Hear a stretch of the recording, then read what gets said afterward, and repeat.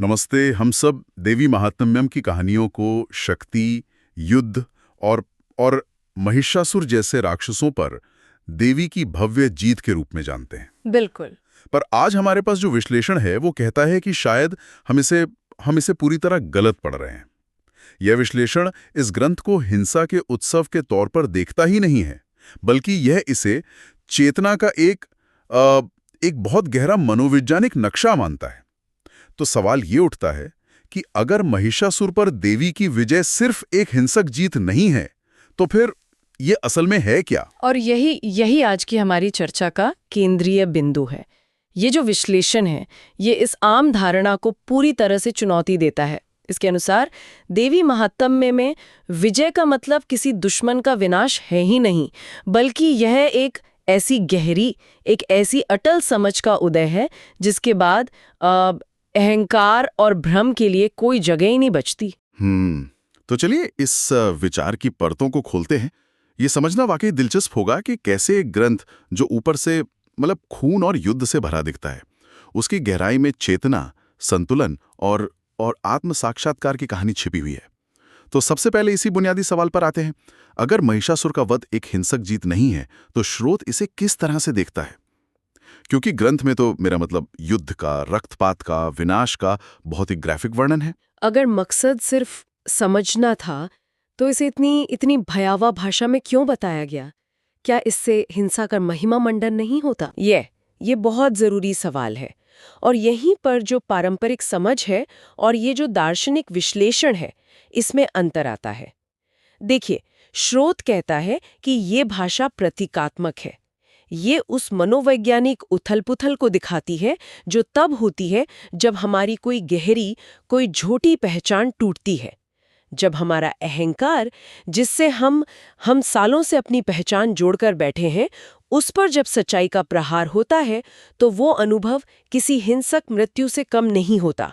वो हमारे लिए एक दुनिया के खत्म होने जैसा है। अच्छा, तो ये हिंसा बाहरी नहीं है, बल्कि उस आंतरिक अनुभव की तीव्रता को दर्शाने के लिए है। जैसे जब किसी को अपनी किसी बहुत बड़ी गलती का एहसास होता है, तो अंदर जो भूचाल आता है, ये उसका वर्णन है। बिल्कुल। इसीलिए महिषासुर के अंत को विजय कहा गया है। यह वो क्षण है जब चेतना उस स्तर पर पहुंच जाती है जहां असंतुलन का जो मूल कारण है, यानी अहंकार, वो पूरी तरह से उजागर हो जाता है और उसका प्रभाव खत्म हो जाता है। यही वजह है कि महिषासुर किसी दूसरे रूप में वापस नहीं आता। अगर समाधान सिर्फ ऊपरी तौर पर होता, तो वो किसी और भेष में, किसी और समस्या के रूप में जरूर लौटता।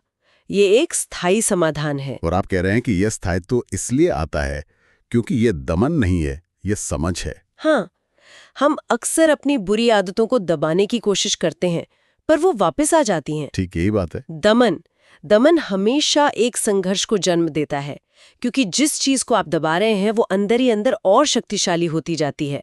लेकिन जब किसी चीज के मूल स्वभाव को पूरी तरह से समझ लिया जाता है, तो उसे दबाने की जरूरत ही नहीं पड़ती। वो संघर्ष ही खत्म हो जाता है। महिषासुर का अंत अहंकार का दमन नहीं है, ये अहंकार की पूरी समझ का प्रतीक है, जिसके बाद उसके छिपने की कोई जगह नहीं बचती। ठीक है, तो अगर ये ग्रंथ युद्ध की रणनीति नहीं सिखा रहा, तो फिर ये क्या है? स्रोत कहता है कि ये एक वॉर मैनुअल नहीं है, बल्कि कुछ और है।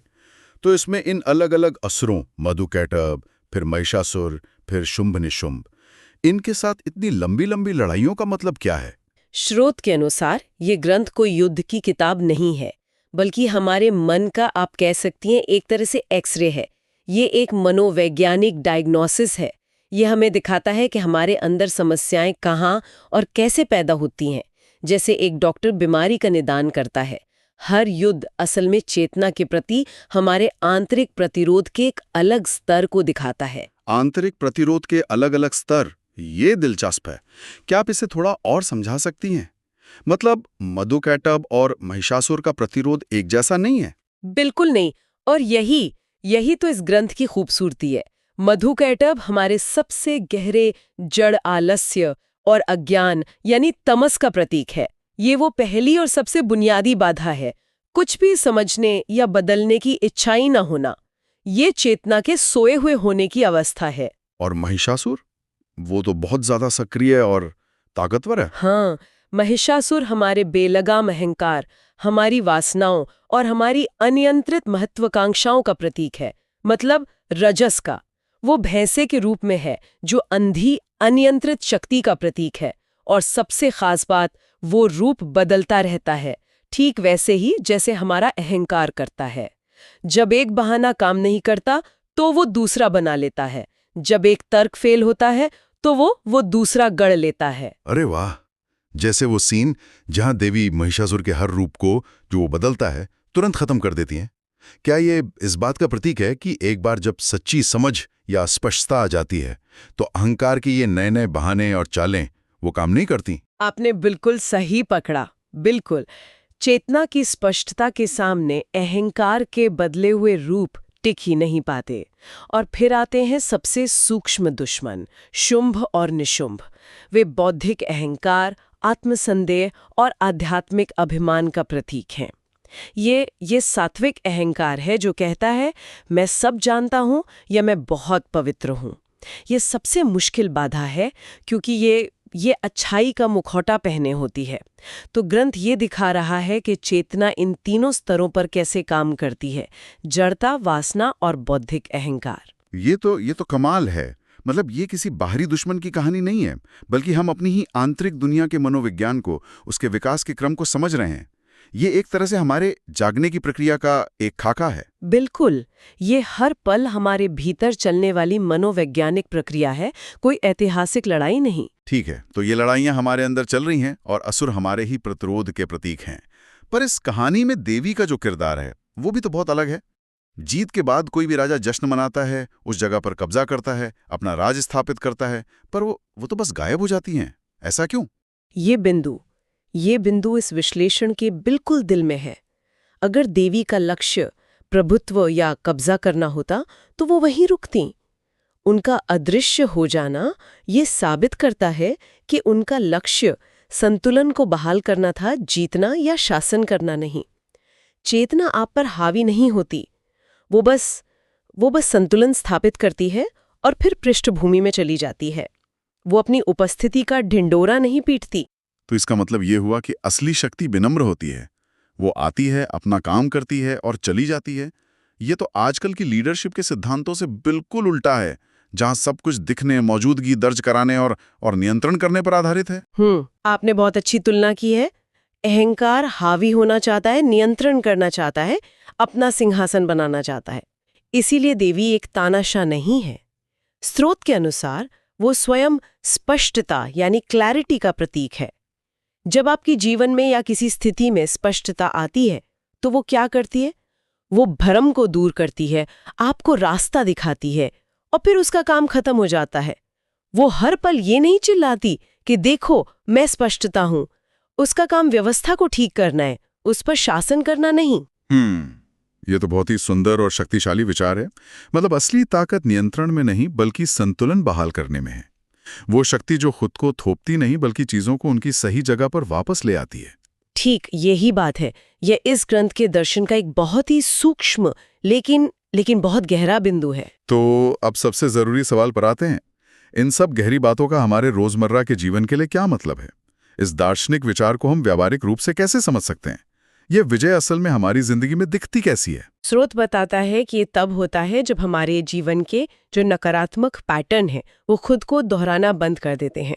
हम सब ने अनुभव किया है कि कैसे हम एक ही तरह की गलतियां बार बार करते हैं, एक ही तरह के तनावपूर्ण रिश्तों में फंसते हैं या एक ही तरह से गुस्सा या दुखी होकर प्रतिक्रिया देते हैं। ये तो एक लूप जैसा होता है। विजय का क्षण तब आता है जब ये पैटर्न हमेशा के लिए टूट जाता है। क्या आप इसका कोई ठोस उदाहरण दे सकती हैं? जरूर। सोचिए किसी व्यक्ति को हमेशा गुस्सा आता है जब उसे लगता है कि उसकी बेइज्जती हुई है। सालों तक वो अपने गुस्से को दबाने की कोशिश करता है, जो एक तरह का आंतरिक युद्ध है। वो ध्यान करता है, किताबें पढ़ता है, लेकिन जैसे ही कोई कुछ कहता है गुस्सा फिर भड़क उठता है। ये महिषासुर है जो बार बार अलग अलग रूपों में हमला करता है। हाँ, ये तो बहुत आम अनुभव है। फिर एक दिन किसी गहरे आत्मनिरीक्षण के क्षण में उसे ये अटल और स्पष्ट अंतर्दृष्टि होती है कि ये गुस्सा दूसरे के शब्दों से नहीं बल्कि उसके अपने गहरे असुरक्षा बोध और आत्मसम्मान की कमी से आ रहा है। उसे एकदम साफ दिखता है कि समस्या बाहर नहीं, भीतर है। ये है देवी यानी स्पष्टता का उदय। जिस क्षण ये एहसास पूरी गहराई से होता है, वही महिषासुर वध का क्षण है। और इसके बाद क्या होता है? इसके बाद वही शब्द, वही स्थितियां उसे परेशान नहीं करती।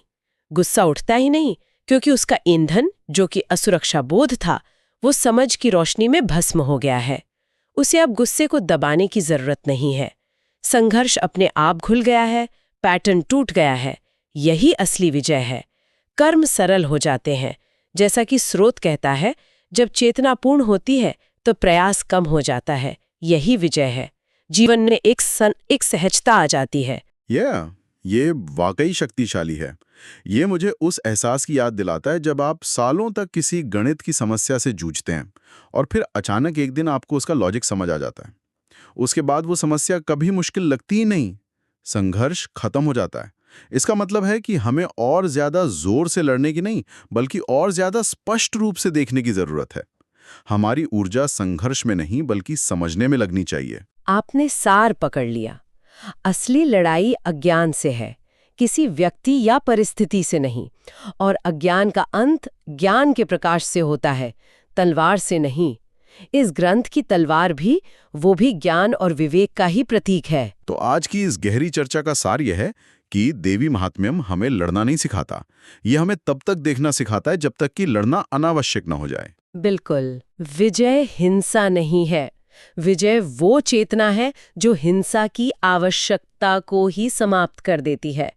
यह ग्रंथ बाहरी दुनिया में युद्ध छेड़ने का आह्वान नहीं है, बल्कि भीतरी दुनिया में स्पष्टता लाने का एक निमंत्रण है।